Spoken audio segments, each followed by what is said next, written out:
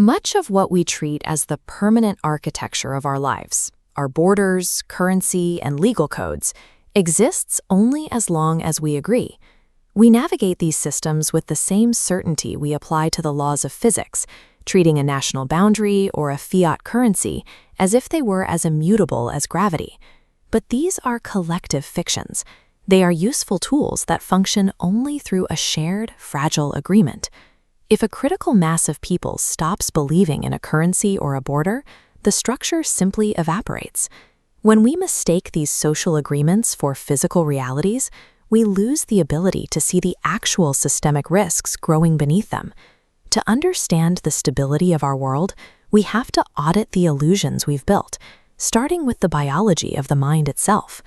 Every civilizational myth is born from the same source, the internal logic of the human brain. We operate on the assumption that we are rational actors who weigh evidence and maintain objective records of the past.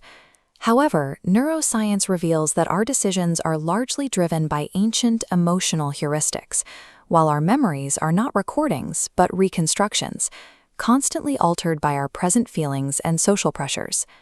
This malleability extends to our character. While we often view people as possessing an inherent binary nature, as either good or evil, history shows that behavior is highly context-dependent.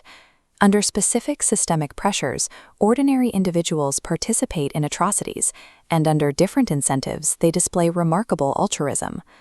Our modern narrative of hyper-individualism similarly ignores our evolutionary reality. Human survival has always been a matter of obligate interdependence. The self-made individual is a modern luxury made possible only by deep, invisible supply chains and institutional backstops. Even our concept of freedom is often tied to the number of choices we have. Yet, beyond a basic threshold of utility, multiplying our options leads to cognitive overload and decision paralysis rather than satisfaction.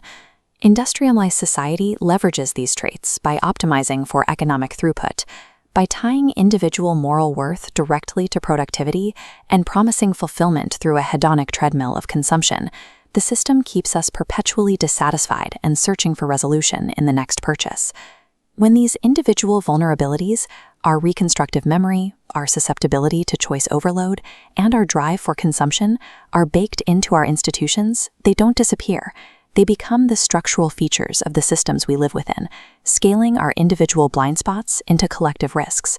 As these individual flaws aggregate, we construct sociological frameworks to manage the resulting chaos. We tell ourselves that our society is a neutral meritocracy, where success is the direct result of talent and effort.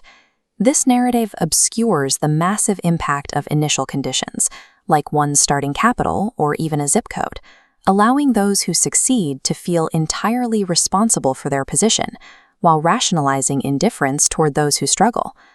Our legal codes are often treated as cosmic moral axioms, but they are more accurately viewed as the codified preferences of whichever group held the political and economic power to enforce them at a specific moment in time. Even when faced with evidence that these systems are failing, we often choose the myth over the fact. Because our beliefs are tied to our social identity, the human brain frequently rejects contradictory information to maintain group cohesion and a sense of belonging. We expect our institutions to prioritize their public mission indefinitely. But over time, the energy spent on maintaining budgets and protecting authority begins to outpace the original goal, until the preservation of the organization itself becomes the primary objective. These meritocratic myths and institutional structures provide us with a necessary sense of security. Yet, when an organization's unstated goal shifts towards self-preservation, the problems it was created to solve can become secondary to the maintenance of the status quo. At the largest scale, these social and psychological illusions culminate in civilizational policies that treat the planet's physical limits as optional. We often view history as a linear arc toward automatic improvement, while simultaneously romanticizing a curated, simpler past. Both views ignore the reality that economic stability and human rights regularly fracture and cycle based on the availability of energy and environmental stress. We treat technology as a magic wand that can fix structural human flaws. In reality, new tools merely increase our leverage, scaling the potential for both medicine and catastrophic failure in equal measure. This graph illustrates for risk of suppressed volatility. By forcing a system, whether a forest or a financial market, to remain artificially stable, we prevent small, necessary corrections. This builds hidden stress, setting the stage for a catastrophic crisis rather than a series of manageable ones. We see this pattern in how societies solve problems, by stacking legal and bureaucratic complexity. Eventually, the energy cost required to maintain this complexity outweighs the returns it yields, leading to the systemic failure described by Tainter's Law. Our financial systems track paper assets and digital balances, but these represent claims on physical resources.